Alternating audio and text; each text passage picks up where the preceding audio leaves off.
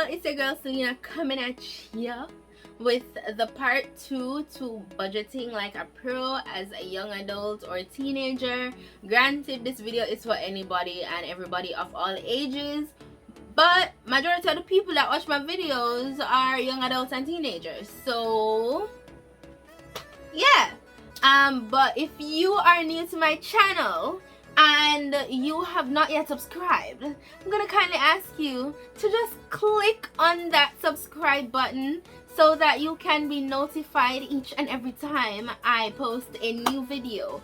I mean, even if you don't want to be notified that I post a new video, like, please click that subscribe button same way so that you can support me as I try new and I can continue sharing these lovely tidbits with you guys. Okay, all right, so without further ado, I'm going to move into the video.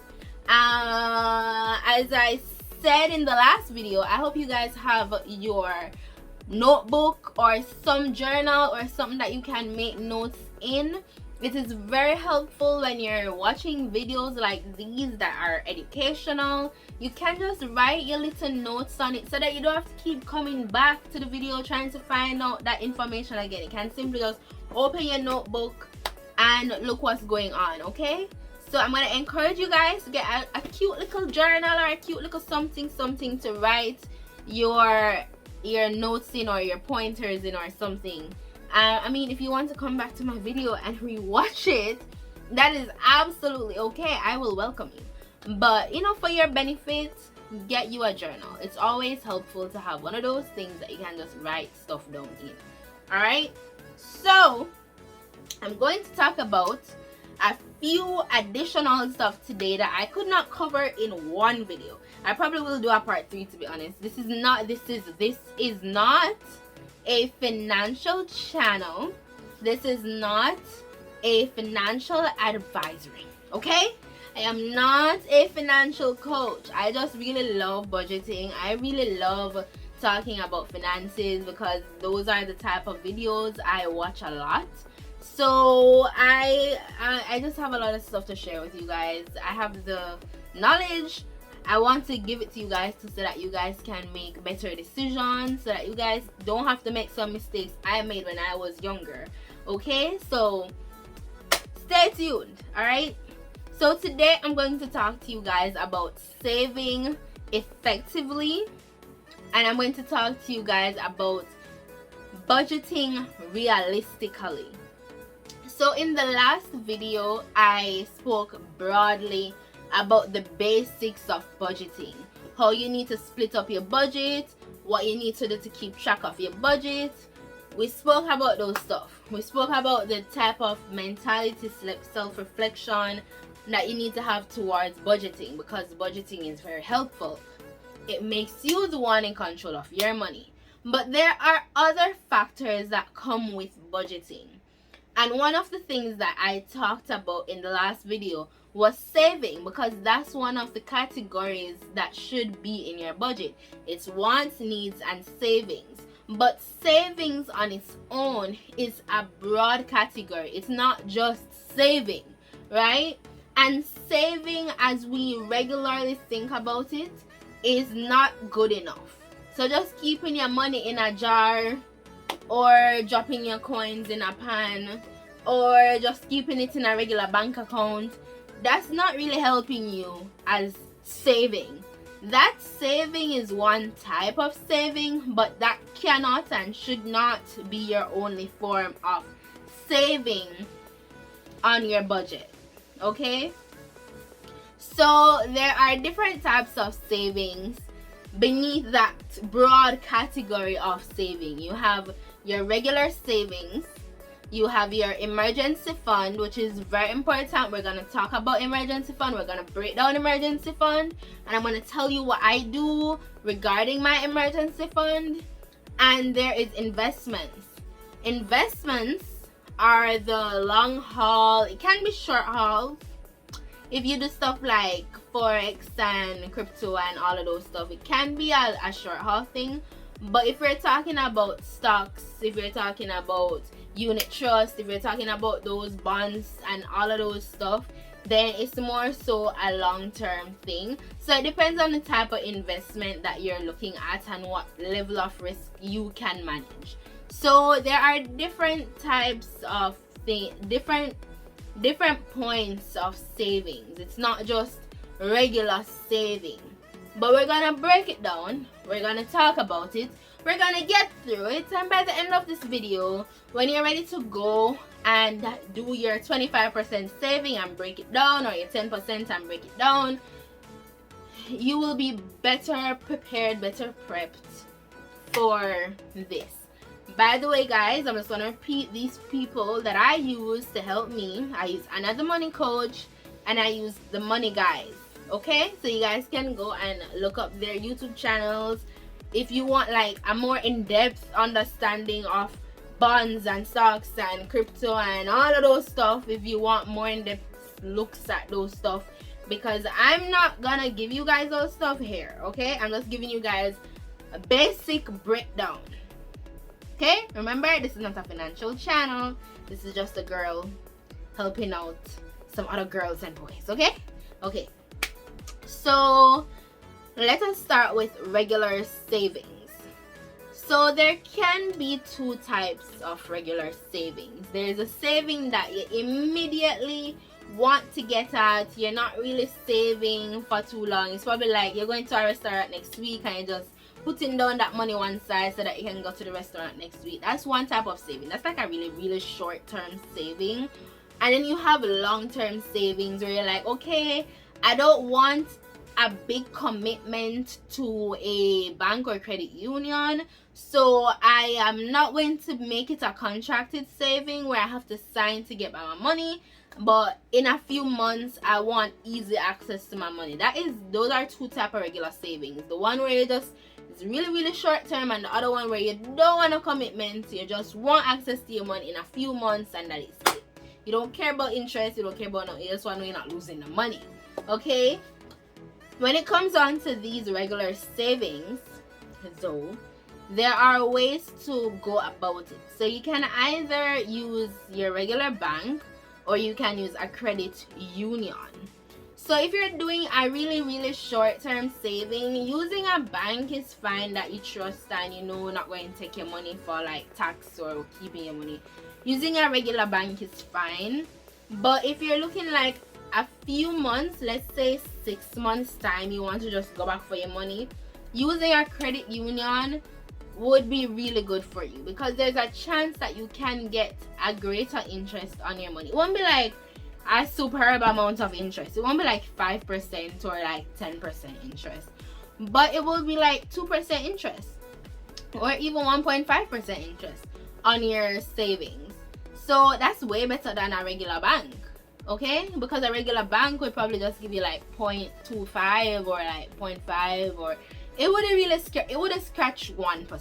Okay, so saving with a credit union for those 6 months or more savings that you don't really want a stronghold commitment to would be best for you. Those same credit unions can be used for emergency funds. Okay, so let's talk about emergency funds. Emergency funds are savings that you don't touch unless a part of the contract that you have placed in your mind has been breached. So for instance, for me, the only way I touch my emergency fund is if something dire happens. Like if I need, not for like, oh, I don't have no more money and I want like ice cream. No, I don't touch my emergency fund for that. But if something like really out of the box, out of the way, unplanned, unprepared for happens, that's when you go into your emergency fund. So what you can do before you start your emergency fund, or even if you have started it already, what you can do is just sit down with yourself one day with a glass of water or something, whatever you drink, and you write down what would you need to touch your emergency fund for. I learned this from Anna. Okay, so what would you need to touch your emergency fund for? Full stop. If it's not because you had some illness or something, you can't touch it. If it's not because your car did something that you never wanted to do, you can't touch it. If it's not because of something on your list that you can touch your emergency fund for, you cannot touch that money. And one thing I also did for myself, which is a little bit cruel, but if you want to do that for yourself too, that's fine. One thing I did for myself too is, if I do go into my emergency fund for an emergency that I list for myself, then there's a 10% interest. So if I had to go in my emergency fund and borrow $5,000 because something unplanned, and like I have to use that money, and I had to stick my hand in my emergency fund, I owe myself 10% more of that $5,000. Yeah, so I'm not only going to put back $5,000, but I'm going to put back $5,000 plus that 10%. Okay, so that's one thing that you can do for yourself. That works for me because I don't want to touch that. Worse, don't want to touch it because I have to go find 10% out of my future budget to put back to the emergency fund. So what I was saying before was that credit unions are a really good place to have your emergency funds.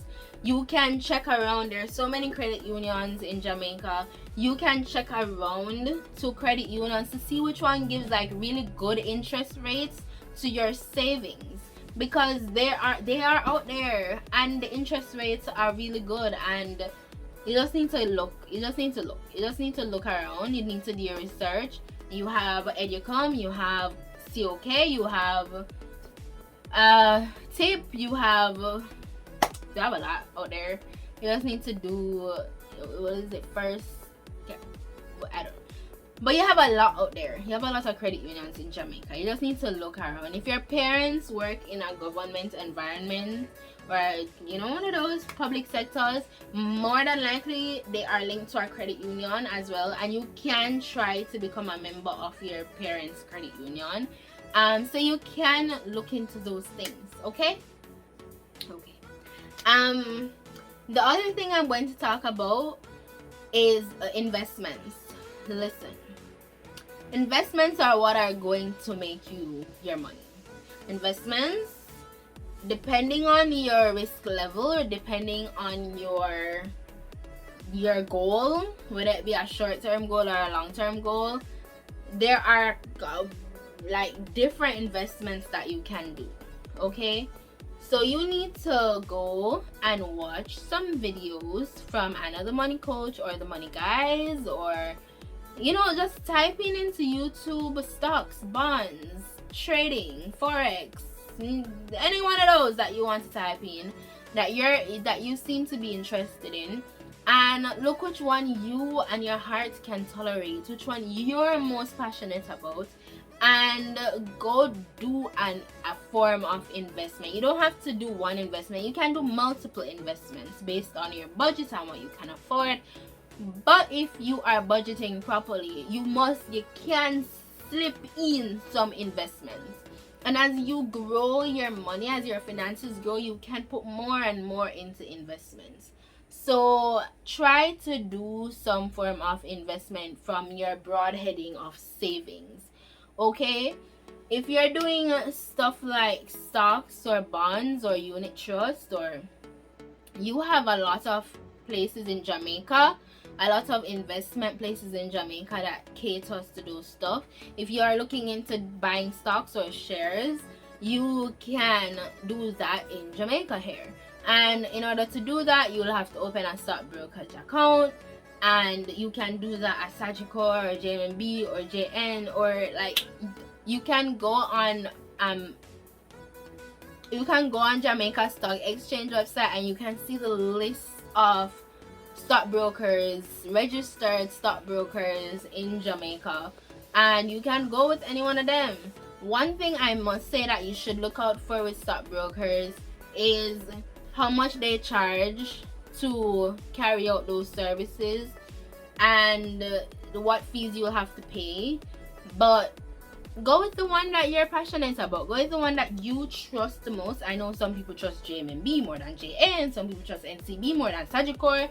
Go with the one that you trust. It's up to you. It's your money. Do what you want to do it. Do what you want to do with it. Just try to do some form of investment in your saving, in your broad heading of saving. Like, I'm talking so much. I'm so tired. Okay. So we spoke about emergency fund, we spoke about saving investment, we spoke about regular savings. So those are the three things under the broad heading, the broad category of saving. Yeah, we got it done. Trying to figure out, oh yes, budgeting realistically. Okay, so in the last video, as I said, I spoke about budgeting on a basic level. I didn't go into depth about what your needs should consist of, what your wants consist of. We just spoke about what your savings should consist of. But we need to talk about what your needs and wants should consist of. Everybody's situation, everybody's circumstances, everybody's needs and wants differ. Before you actually start budgeting, sit down with a glass of water with yourself and ask yourself, what expenses, what debt do I have? If you had student loan, you need to put down your monthly payments as a debt. And you need to put down how much you owe completely as your debt for your student loan, because that's going to be a need. You're going to have to put that as a need in your budget. If you are going to have to buy gas, then you're going to have to put that as a need for your monthly basis. If you're going to have to buy grocery, that's going to be a need. And everybody's thing is going to be different. Because if you don't have student loan, then you don't have that debt. But what if you have a house, you have mortgage, you have that debt. But if you pay rent, you have to put that in your need. So sit down with yourself and go through everything that's going on in your life that is, you know, you're gonna have to put as a need. All your debts. So your loans, your gas, your mortgage or rent, your kids, if you have kids, you're going to have to think about that because you have a child. So you're gonna have to make sure that they have their school fee paid, or they have the specific food that they need to eat, because, you know, baby feeding or whatever. Sit down, calculate all of that you will have to put in your need. All of those things are going to be needs. Based on that, you're going to see what percentage you're going to need for your need. Because for some people, having a 50% need is fine. But for you, probably all your cash after savings will be needs. And if you realize that is happening, then there's a chance that you're going to have to find some way to cut out something. Because your income, whatever income you're getting, needs to sustain your needs. So if it's a need that does not need to be a need, so let's say you're paying a rent for $65,000 that you don't need to be paying because you're single, your parents have an empty room at home, and you can go back home, go live, then drop that expense, drop that need, go home to your parents to live. And when you can get back up to that stage of life where you can go back and rent without it being a burden to you, then you go and do that. But when I spoke about living below your means in the last video, that is one aspect of living below your means. Giving up certain things that you don't need to burden yourself with right now, so that you can have some space to grow and to get back to a level that you want to be at. So that is one aspect of just being realistic with your budget. And you need to, before you start a budget, you have to sit down with yourself and you have to go through every single thing that you're currently paying for on a monthly basis. and see which one you really have to keep. Because if you have student loan, you have to keep the student loan. But if you're renting somewhere that you don't need to rent, or if you can get somewhere else with a lower rent, then that's something that you can kind of shift. If you have car payments and you don't really need to have a car, but you can take transportation, like public transportation, then probably drop the car payments and take public transport. Stuff like that. If you're buying groceries for $60,000 per month and if you alone live, then you're going to need to drop your grocery amount to a lower cost, because you cannot afford $60,000 per month right now, right? And as I said before, you should always have savings. You should always have savings. You should always have savings. Savings should always be there. Always. Always. So if you realize you don't have any space in your budget for savings, you need to take something off, you need to cancel something. There's something, if you have a Netflix subscription and that's why you don't have savings, you need to cancel that Netflix subscription, you need to borrow your friend Netflix or something, and you need to go put some money down in savings, whether it be an investment or an emergency fund or something. Okay, because remember, saving is a broad category, so you need to figure out which one of those you want to start with, or you want to start with all three or something. But you need to budget realistically. Every single person on this earth lives a different lifestyle. Everybody's unique. Nobody's circumstances is exactly 100% the same. So you need to be very realistic with yourself, and that starts with you sitting down with a paper or your journal and writing down exactly what's going on in your life, so that you can better help yourself.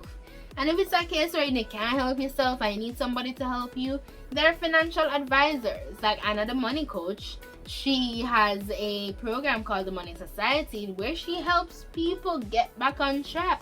Guys, I do not do that. Okay, I don't know,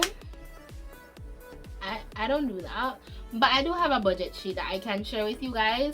So if you want to, you can send me an email on Instagram and I'll email it to you or something. But be realistic with yourself. Don't follow friend, go places where you know your budget cannot afford. Be honest with yourself. I cannot afford to spend $6 grand at a restaurant right now this month because I need to do some emergency funds. I need to put this money in my emergency fund, or I need to add it to my grocery budget, or it is in my grocery budget and I'm gonna take it on my grocery budget to please my friend. No, be realistic with yourself. That is what budgeting is about. You need to be realistic with yourself, because the only way you're gonna achieve those goals that you have is by being realistic with yourself. And sometimes it can be hard, because depending on the friends you have, they might pressure you and they might feel bad, but it is what it is, and it's your life, and at the end of the day is you have your bills to pay and is you have your goals to get and attain. So be realistic with yourself. Sit down. You see how much I say? Sit down with yourself, put together every single thing that you need to pay for on a monthly basis, and build your budget. If this is the first video you're watching, there is a video before this one that speaks about budgeting, the basics of budgeting, and it breaks down everything when it comes on to budgeting that can help and guide you with your budget. But be realistic when you're making that budget. Don't just fling everything down on paper and then call it a day. Be realistic with yourself. Be realistic with yourself. Put everything on paper and be realistic with yourself. If you end up only having 5% for once because that's what your needs take up majority, you have 5% for your wants and you have 10% for your savings, then that is your reality, and that's what you have to work with. That 5% want, it just means that you can't go out as much. It just means that you can't do as much. It just means that you probably need to find another source of income. It just means that you have to probably increase your knowledge and start some side hustle or something. But it is what it is, and it's you being realistic with yourself. Okay, so I think I'm gonna call this video a day. It's been 25 minutes. I'm gonna call this video I'm gonna call it a night with this video. I will do another video. I'll do a part 3 because there is something else I do need to talk about based on what I've learned and what I carry out in my life. What to do when you mess up that budget. You set everything down, you put everything on paper, you are following, but there's a point where you mess up and you're like, oh my gosh, what's going on? But that's more so extreme budgeting, because in the last video I spoke about extreme budgeting. With extreme budgeting, you can pinpoint each and everywhere that your money is going. With simple budgeting, you can't do that because you're just doing the basics of breaking it down and separate accounts or whatever. But with extreme budgeting, you can see where things go wrong. So I'm gonna do a different video on what happens if you mess up your budget, or how to, you know, increase your budget, or you know. But we'll do a part 3 because there's some other stuff that I do want to share with you guys. And as I learn more, I will share with you guys. That's what my channel is about, journeying with me. So I'll see you in the next video. Once again, guys, if you have not subscribed to my channel, I'm gonna ask you to just click that subscribe button. All right, thank you. Oh, did you guys see my hair? So I did my hair, so I guess that's why I was so eager to come and do a video, because I'm like, I want to do a video while my hair is still in somewhat of a good condition. So I did my hair, guys. I did another wash and go, but it was very rushed, so some parts are not as properly coiled as they should be, but it's doing its job, right? I would hope.